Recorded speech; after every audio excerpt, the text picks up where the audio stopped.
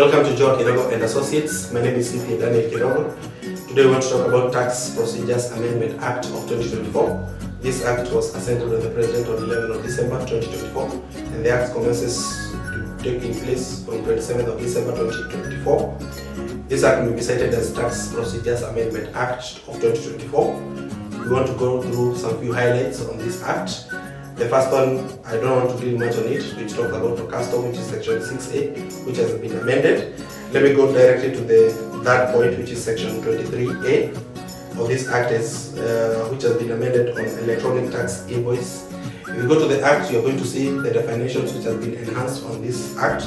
I'll only mention one on A, that any invoice must now read as a tax invoice, and you have B to J.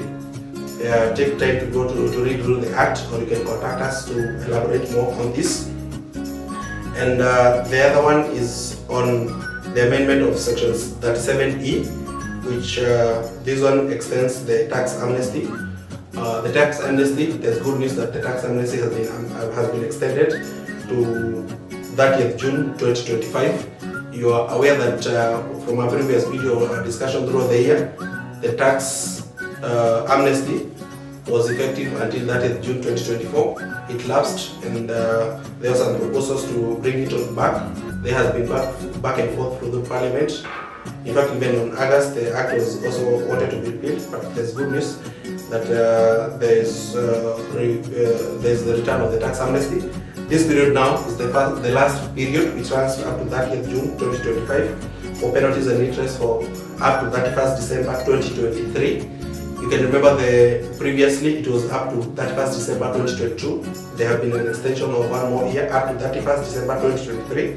And the amnesty shall be granted if the person applies for the tax amnesty and pays the outstanding principals not later than 30th June 2025.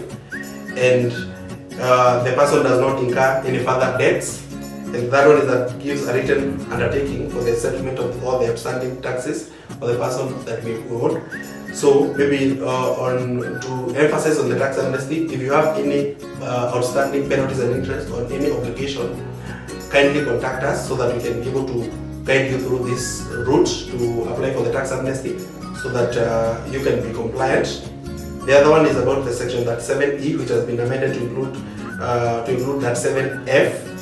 Where the commissioner may determine that if it is impossible to recover the unpaid tax, or it is of public interest not to recover the unpaid tax. This is about the unpaid tax, so there is tax abandonment, and see where there is a different cut or an expense in recovery of unpaid tax, or there is hardship or inequality in relating to the recovery of unpaid tax. And the last one, if there is any other reason to recover the unpaid tax, despite the provision of this or any tax law, the commissioner may, with the written approval from the Cabinet Secretary for Treasury, refrain from assessing or recovery of tax. So section 7F is on abandonment of taxes, and we have highlighted on the circumstances which the commissioner may abandon those taxes, and the emphasis is that this must be approved by the Cabinet Secretary of Treasury.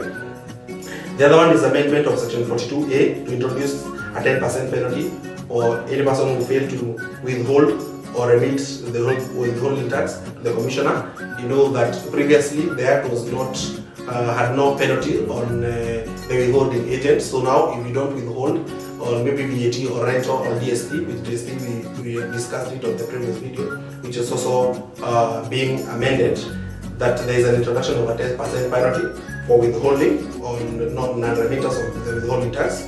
The other one is section 47 has been amended where the tax, for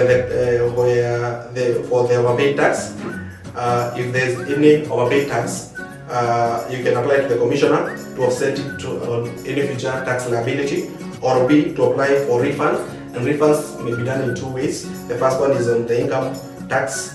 You can apply for the refund may take a period of 5 years, or any other tax obligation will take within a period of 12 months. The other one is the amendment of section 59A is amended by inserting the new subsection immediately after the subsection 1. The commissioner may, by notice in writing, require a person to integrate the electronic tax system authorized under Section 75. This is integrating the electronic tax system with KRA, and we have seen it that this one has been affected, especially on VAT, especially from this December. There is the commissioner or KRA is making sure that there's 100 compliant on with the VAT regulations. If you want more explanation on VAT, I know that it's quite a challenge at the moment. You can contact us. We're going to assist you on it. And the commissioner may require to a person to integrate or share the data relating to the trade or secrets or private or personal data held on behalf of the customer for business purposes. And the other one is Section 77 has also been amended in competition of the period of lodging an objection. And this lodging an objection at the tax appeal tribunal, at the High Court or the Court of Appeal, in computing the working days which have been cited on the Act. You can check on the Act. The days has been revealed to include Saturday, Sunday, and any public holiday. The other one is Section 83 has been amended where an EPZ fails to submit the return shall be liable to a penalty of 20,000 per month.